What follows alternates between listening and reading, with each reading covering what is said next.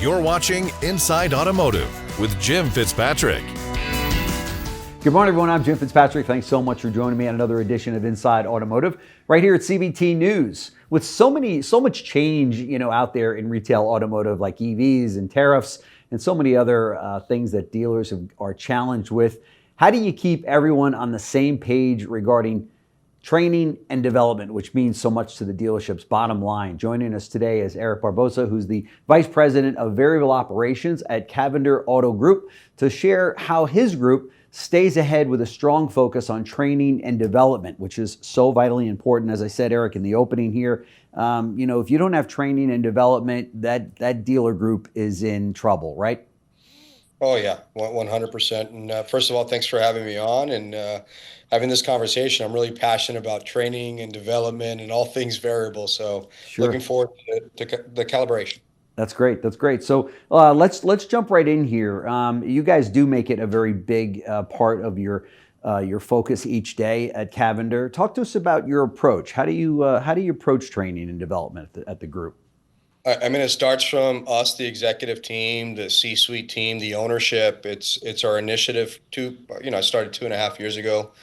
Our CEO, Rob Cavender, and our CPO, Lee Cavender, which is G4, decided, they want to take this in a different approach and grow the organization. Well, we can't grow the organization without developing the people, our processes, and having that process where somebody comes in and from the moment they end, they know what their expectations are, and then we can train and grow within. And we made that a initiative. It's still an initiative today. Every manager's involved in it. For me, we didn't have any general managers. Let's just take that for example. 2.5 years ago now, we're 7 out of our 8 stores have general managers, and they were all groomed. The majority of them from within. They were sales managers to GSMs to now GMs. So nice. It's a big thing for our culture. Yeah, that's fantastic. Do you see a difference in the people that are coming in today to your organization and applying for jobs than maybe 10 or 15 years ago? There is. It's a generational shift, I think. It's just different. And let's just an open point. Some people think that's just they're a different generation and don't work as hard. That's not the case.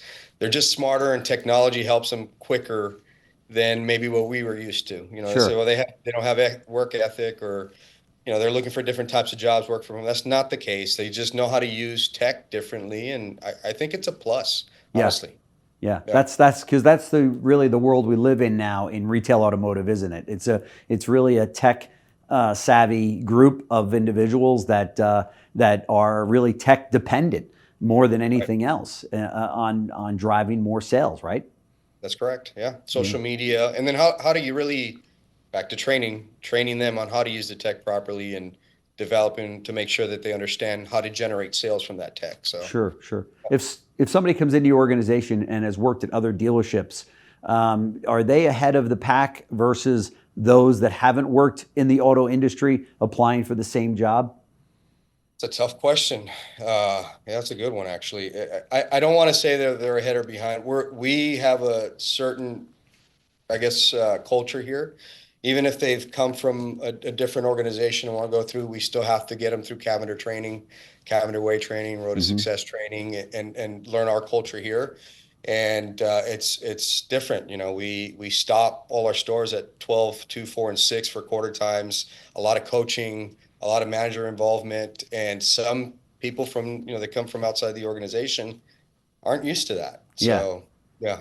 It's all perspective. Yeah, but that's mandatory, right? I mean, you don't make that optional with your people in terms of the training. They've got to be involved in the training.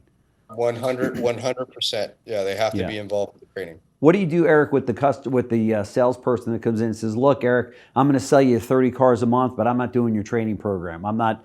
You know the ones I'm talking about, right? Yeah. Do they still have to attend training? I don't even think they make it to me. So I think our culture, we don't look. If you're selling 30 cars, that's great, but there's got to be some leadership, and you got to set an example. And we require our 30, 40, and 50 plus salespeople, which we have one amazing, Tyrone Polk, just to give him a shout out. That's great. Cars, and he runs the process. He's on social media. He does his quarter times, and he's a great example of that. Yeah. Let's talk about social media because as we see on TikTok and so many other platforms now where salespeople are really getting out in front of the camera, whether it be funny videos or product knowledge videos, or just to say, hey, here's my latest customer and here's what they bought and congratulations to them. How important is that today for salespeople in order to ensure their success? Does everybody have to be somewhat of a social media star out there? Or is that part of it today? I think if you want to progress, you do, but as an organization, it should be important to the, management staff as well. Hmm. Like one of our requirements is for them to post 10 times per day. And I know and I get a lot, it sounds crazy, but posting a car on marketplace is not that difficult. Right. And you can get something from that. And having a good partnership with marketing companies, help with that and Hmm. that come and train your people and know how to use and read the analytics and how algorithms work. But why not take advantage of organic free advertising? Yeah, yeah, exactly. And so you really encourage your entire sales staff and management staff to be in social media. Oh, absolutely. Yeah, and we have Okay. a really good partnership with Dealer Blue Sky here that trains our people and Okay. comes out and does a lot of interaction with them. And again, it's a requirement. Now, I will say, do they all do 10 posts per day? No. But if they do three times however many, 125 sales consultants, Yeah. that helps our reach. Yeah, yeah. Wow, that's fantastic. 125 sales consultants. That's awesome. And you've been in business. You mentioned before we got recording, this is your fourth generation that you're working with there. Over 85 years in business. That is incredible. Yes, yeah, no, they're a phenomenal family from Bobby, Billy, Rob, Lee, Cavender, all the Cavenders. Yeah, We have a great culture, and now we're just trying to grow. yeah. That's fantastic. Let's talk about trying to grow because obviously there's a lot of dealers out there that are a little bit nervous about these tariffs coming out of DC. And what do you have any concerns about that, or does that keep you awake at night? Over 125 salespeople and an inventory that could choke a horse, as they say. And is that how do you feel about the near future as it relates to tariffs? I think it's important to trust the OEMs and how they're gonna attack that situation, Hmm. and us as dealers just really proactive approach with first our employees. If you show any sign of something's worried or that we're gonna head this way or that way, I think COVID was a good indicator of what we thought was gonna happen and what actually took place. Yeah.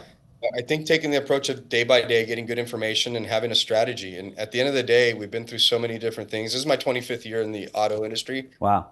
Might not be a lot, but it's a lot for me, and I've seen all kinds of Oh, stuff. it And is a lot. That's great. Yeah. I don't think that things change. You just have to be, informed and make good plans. And Yeah. we're taking it in stride. The manufacturers that are a little held back on inventory, we're dealing with that. Hmm. And if you can't sell new, you sell used. I mean, there's so many different ways to keep the momentum going. So Right. Right. yeah, it's all perspective, Jim. All Yeah, perspective. that's great. Talk to us about the used car operation today and the used car market. Obviously, we're seeing prices already being impacted by the fear of tariffs coming along here, and used car prices are going up. They're difficult to get. Talk to us about that. Same deal. I mean, for us, we're heavy in our service drive. We have a initiative here called Cavender Comparison, and right now we're actually launching per store a new platform. And by the amount of ROs that we get in the organization, if we just provide that service, that's a great form of acquisitions, and we don't have to go to the auction to compete Yeah. and keep our customers happy. Right. And again, back to private sales, and we personally want to stay away from auctions. Okay. Okay. We want to go after our database and take care of our current customers, and again, those are people out of market. Hmm. But you put them in market, get them in a new car, get them a great deal, and then you have your acquisition. Yeah, for sure, for sure. A number of stores that I've spoken to have said that they're holding tight an MSRP because they don't know that the value of this non-tariff automobile is going to be pretty strong in the marketplace, much the way we saw during COVID. Do you see that happening already, where the grosses are pretty good on new vehicles and used vehicles, for that matter, because of that fear that consumers have? We did for our compound of 8 stores, which we have 2 luxury lines and JLR, Cadillac, the domestics, Ford, Chevy, GMC, Buick, and then Nissan. Hmm. We saw an increase in gross, but we saw it in the back end. Hmm. maybe the Highlines because it's a little bit harder to get those vehicles. Right. Uh, but our strategy hasn't changed, Jim. Our strategy is still to price the way we've been pricing, take care of our customers again until something crazy happens, then we'll make an adjustment. Okay. Okay. But you're pretty much business as normal right now. Business is normal for us, Yeah. correct? Yeah. You mentioned you have a Nissan store. I'd be remiss if I didn't ask your opinion of Nissan and its future and what your take on that franchise is. I think earlier you guys shared some information out there about their new program on Nissan One, I believe. Yeah. I think that'll help the dealers a lot. It's been a struggle for we have two specific stores in two Nissan stores in two different areas. One was a little bit tougher. The brand is still a good brand. Hmm.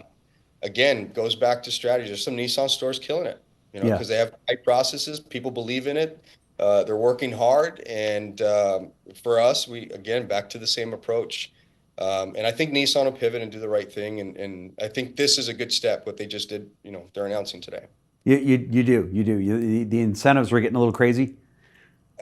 I think they shifted from two different programs and it was a little tough. They had, a lot of inventory and dealers got stuck with that after COVID. And back to the way we think, Jim, is that's the situation and we have to deal with it and how we're going to deal with it. And OEM right now is helping us as far as our stores. Yeah. Yeah. That's good. That's good. Any plans to expand the group with more acquisitions? Absolutely. Yeah. Absolutely. And that all starts with us, again, getting everything, into development phases. You got to have operators for stores. If you're going to go expand, you got to know who's running the store, make sure that our processes are felt when we move to another location. And that's Right. what we're currently working on. Right, right. For the sales managers that are listening to this conversation right now, and there's many. It sounds like you've got a great opportunity for managers that are in your organization to move up to become GMs of these operations. Yes, sir. And it starts with our commitment. We train every day, every Friday and every Monday at 7:30. Our sales managers to learn how to be GSMs, or GSMs to be general managers, and our salespeople with our in-house trainer. And we have a lot of opportunity. And I think, again, if you're out there looking for an organization that spends time in development and training, this is the one. Yeah, yeah. Everybody says it's about product, people, and process, and it sounds like you're getting your hands around the processes. How's your process different from maybe other organizations that may have a process, or you walk into some stores, you wonder, is there any process at all? Or if there's 10 salespeople, there's 10 different processes. But it sounds like you're focused really on building that core process within the store. And I get a lot of positive and negative feedback, maybe for the people that aren't in our organization, about our quarter times at 12, 2, 4, and 6. It's a topic that, some people think it's archaic to push your team to run activities. But the whole point of activities in an organization, to be disciplined with that process, is to communicate with customers. And we fail to follow up with them because we forget, we get tied up, or we're busy. So Right. having those checkpoints and then having the management get involved and help is, I think, a big deal for us, and it probably differentiates us from all other dealers. So, Yeah. yeah, we don't negotiate those. Everyone's doing it. Everybody's on board, and it's important for everybody to be rowing in the same direction, right? Yeah, but Jim, it's all in presentation. You got to tell them the why. You can't just say, go do this and this is it. Right.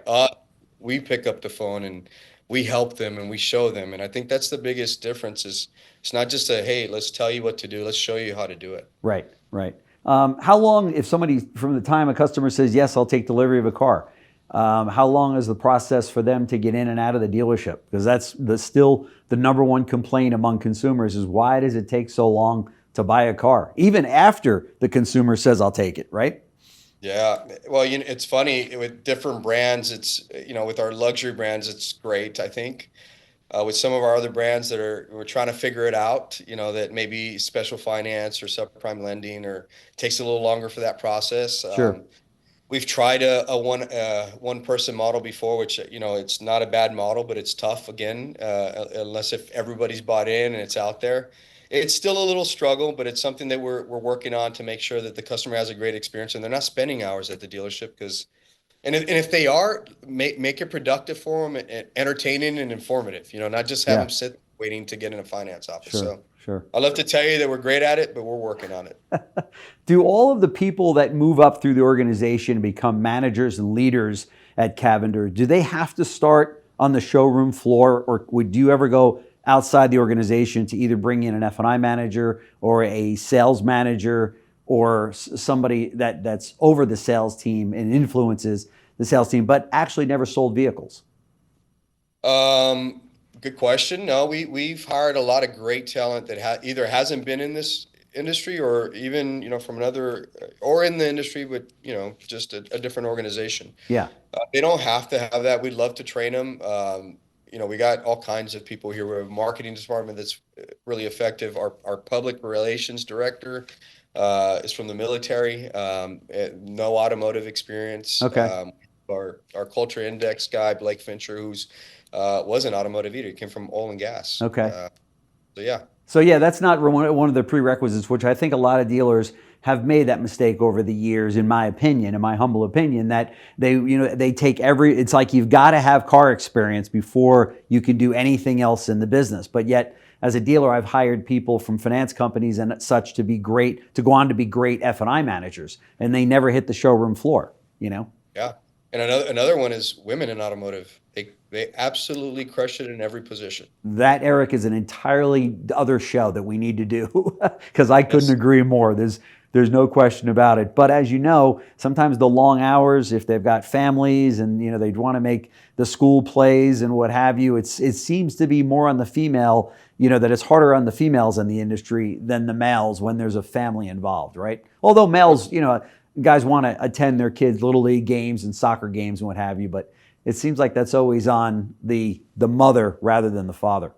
Well, I'll tell you, my last organization as a partner, I had 52% female representation in three Wow, stores. that's great. And what you just said was right. But if you're flexible with schedule, they end up showing up and then they end up doing their hours anyway. Yeah. It's salary and, expectations. And we did very well and they performed at a very, very high level. I thought it was great, especially in the service department. That's right. That's right. And as we know, over 80% of all new vehicle and used vehicle purchases are influenced by a female, whether it be somebody's spouses or they're buying the vehicle directly. It makes perfect sense to have more female representation on the showroom floor. What I'm wearing, my wife chose. So yes, absolutely. Okay, that kind of sums it up right there, right?